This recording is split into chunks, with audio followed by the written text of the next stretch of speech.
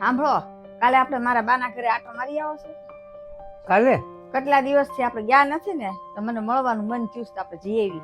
કાલે રવા દે. સમજી કે પછીના દિવસે તું કેમ ત્યારે ગમે ત્યારે તને લઈ જાય. કેમ? કાલ તમારે શું કઈ વાંધો છે? કાલ રવિવાર છે ને, એટલે ગરદી બહુ હોય.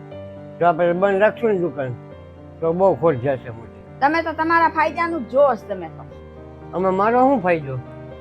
રવિવારના દિવસે દુકાન બંધ રાખશું તો ખોટ તો જશે જ છે ને. આ દુકાનમાંથી જે પૈસા આપણે કમાઈએ છીએ ને, કે હું મારી હાથ એકલો ખર્ચો નથી કરતો, તારો ખર્ચો બધો ઉપાડું છું.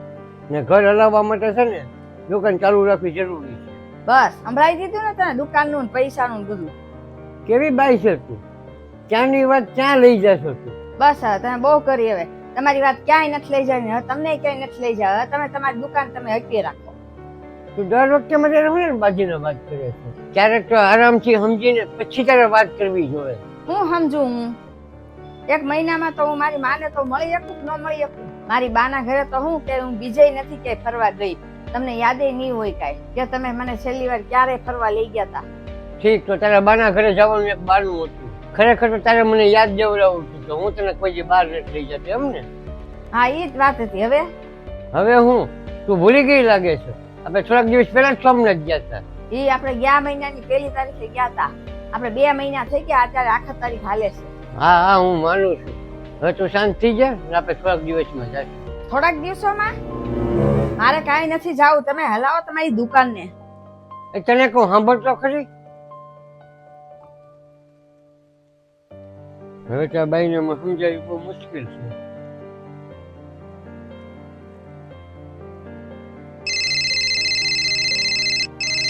ભાઈ નો ફોન આવ્યો?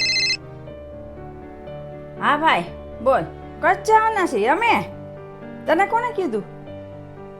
હાલે હું એને પૂછી લઉં હો, પછી કહું.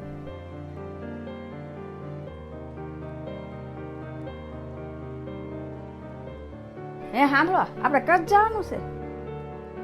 હા, જો તમારે મને ફરવા લઈ જવાની હતી તો આટલું બધું સંભળાયું કેમ? મને એટલું બધું હું તને સંભળાવતો નહોતો, હું તને સમજાવવાની કોશિશ કરતો હતો કે બધી વાત છે ને બાજુમાંથી ન થાય. અમુક વાત છે ને પ્રેમથી ને આરામથી સમજાવવી જોઈએ.